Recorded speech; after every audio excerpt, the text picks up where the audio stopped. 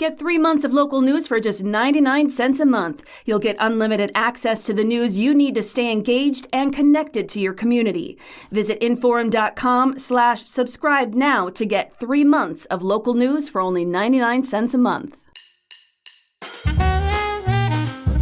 Viewers' heads might have been spinning 40 years ago when WDAY became ABC and KVLY became NBC. It was August 22nd, 1983. The day broadcasting in North Dakota would never be the same again. Hi, this is Tracy Briggs, and welcome to a special edition of Back Then. A quick note before I get started on the story. This story looks back at the network switch between the two TV stations back in 1983. But it's important to note that back then, KVLY was known as KTHI TV. But in 1995, KTHI was renamed KVLY. Now, to avoid confusion, in this story, I will refer to the station by its current name, which is KVLY. So here we go. The phones probably rang a little louder and more often that late summer and fall of 1983 at two of our local TV stations. People were confused, maybe even irritated.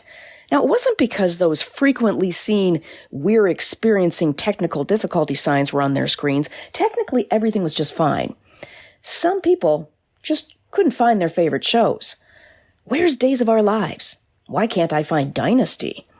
To borrow a phrase from one of CBS's most popular shows, switchboard operators at Fargo-Moorhead's NBC and ABC affiliates had some splaining to do. And they did. WDAY-TV, Channel 6, the NBC affiliate since 1953, told those people that the NBC show Days of Our Lives could now be found on Channel 11. Now, Channel 11, today's KVLY-TV, had been the ABC affiliate since 1959. They told nighttime soap fans that Dynasty, which had been on Channel 11, could now be found on Channel 6. Are you confused yet? Here's a little background about the name change at KVLY. It was named KXGO-TV when it became the ABC affiliate in 1959. In 1963, the call letters were changed to KEND-TV. In 1964, it was changed to KTHI-TV, which was the name in 1983 during that affiliate switch with NBC. It was perhaps the most confusing when it came to loyal viewers of local news. Wait, I like watching Jack Sand and Gwendolyn the Weather Duck on WDAY. Does that mean they're now going to be on Channel 11? I like Rob Thorson's weather on Channel 11. Is he now on Channel 6? Well, of course, the answer to both of those questions was no. Local programming could be found where it had always been. It was only the network programming on each station that landed in a new spot on the TV dial. Basically, TV viewing habits built for decades were about to change.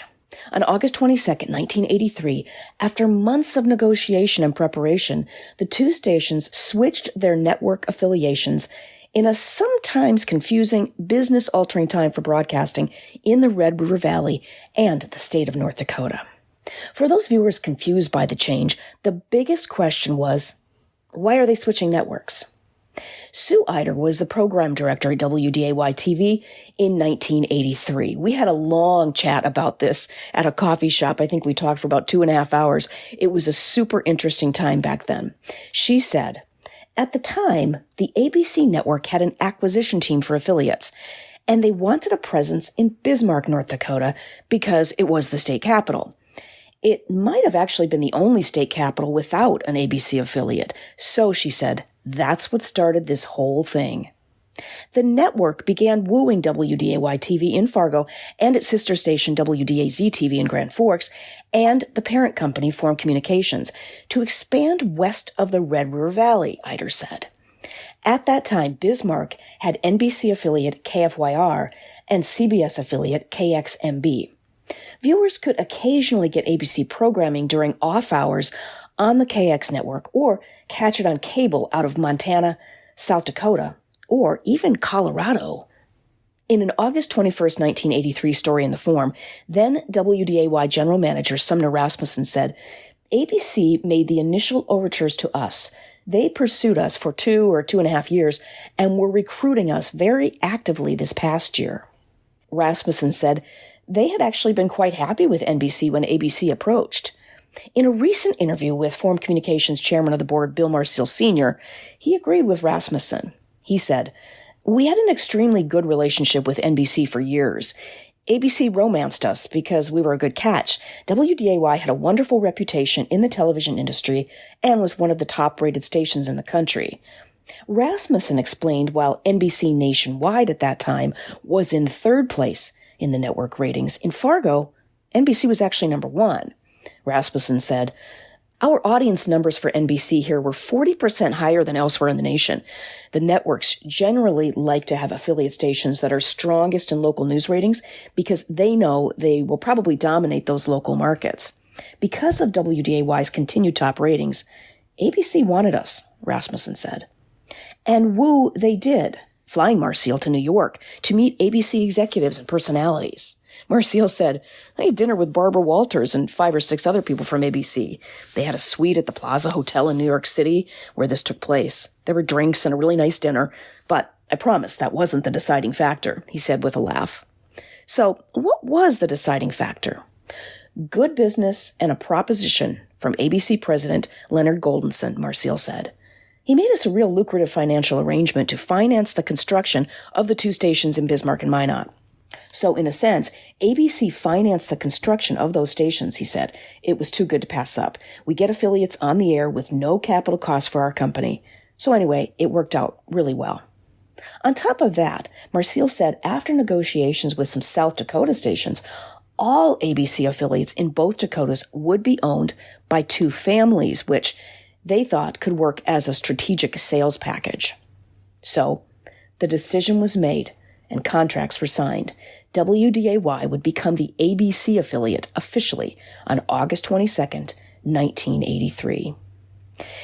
A little side note here, if you go to my story on inform.com, you'll see some really fun video from 1983 when the big NBC Peacock sign was taken down from the ABC building, which is, or from the WDAY building, which is right on 8th Street. So thanks to Kevin Wallavant over at WDAY who uncovered that video for me. So go to this story on inform.com and you can see that video.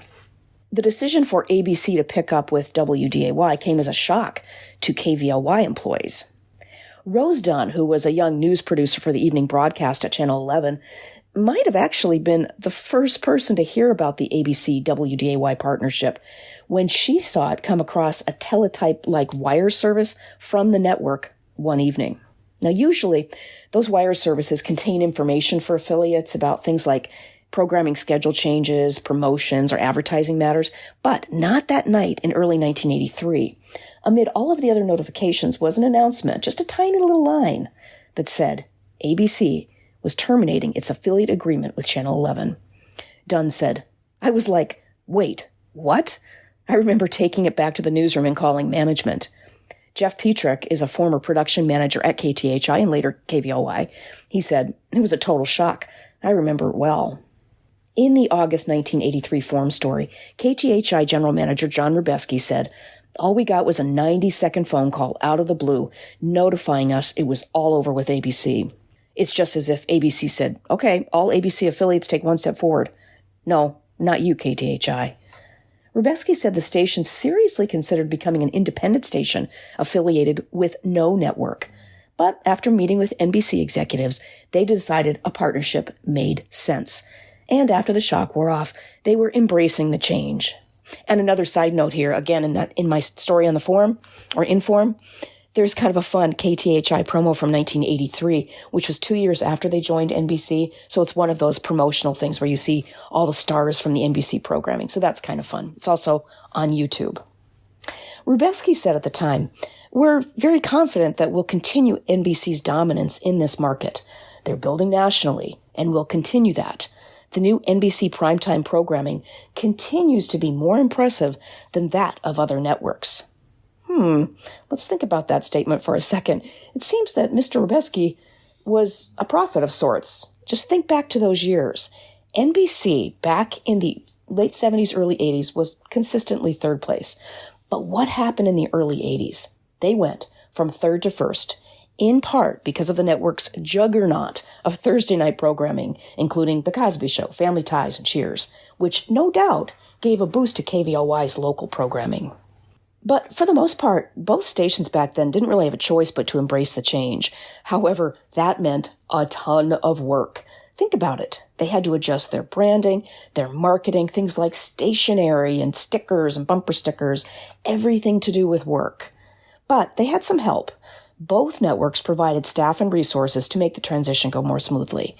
Promos ran on each station, alerting viewers to the change. Still, they couldn't reach everyone. So when the switch came, so did a few of the calls. Eider said, "For us, it was, where are we going to watch Days of Our Lives?" That was definitely the biggest one. However, for the most part, those in the trenches at both stations in 1983 felt the change was pretty seamless. Petrick from KVLY, or KTHI, said, "I think it was all handled well in all parts. We did what we could to keep people informed. By the end, I don't think that many people were taken by surprise." Of course, now, anyone under the age of about 45 doesn't even remember KVLY being anything but NBC and WDAY being anything but ABC.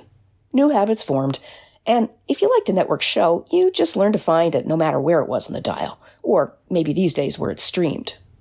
But the biggest change, of course, was the addition of those ABC affiliates in both Bismarck and Minot. Bismarck's KBMY signed on for the first time on March 31st, 1985, and Minot's KMCY signed on for the first time in June of 1985, bringing the full ABC schedule to central and western North Dakota and eastern Montana. Before 1985, that part of western North Dakota had been one of the last in the U.S. without full network service. Over the past 40 years, ratings have gone up and down for both networks and stations. Locally, KVLY and WDAY continue to embrace the changes in their market, from high-definition broadcasting to satellite technology to expanding their markets through digital subchannels. In 1995, KTHI changed those call letters to KVLY, and by 2003 had entered into a marketing agreement to operate CBS affiliate KXJB-TV.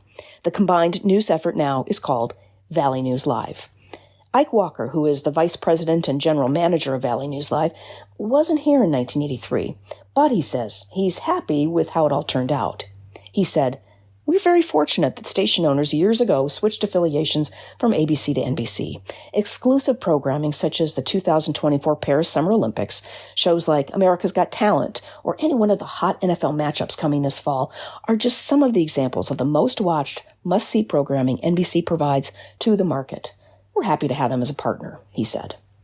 In 1983, WDAY's general manager Sumner Rasmussen said, "The move to ABC was a vote of confidence in the future and the best way to develop and expand operations to keep the company growing at the end of the 20th century." Now, in the beginning of the 21st century, Marcial says he's happy Forum Communications and WDAY made the switch. He said, "Financially, Bismarck and Minot have done extremely well. We've expanded our reach. It was a really good move for us." Thanks for joining me on this special edition of Back Then. I hope you catch me next time. If you're loving this podcast, be sure to check out our full lineup. From news and local politics to sports and true crime, find your next great listen right now at inforum.com/podcasts. That's inforum.com/podcasts.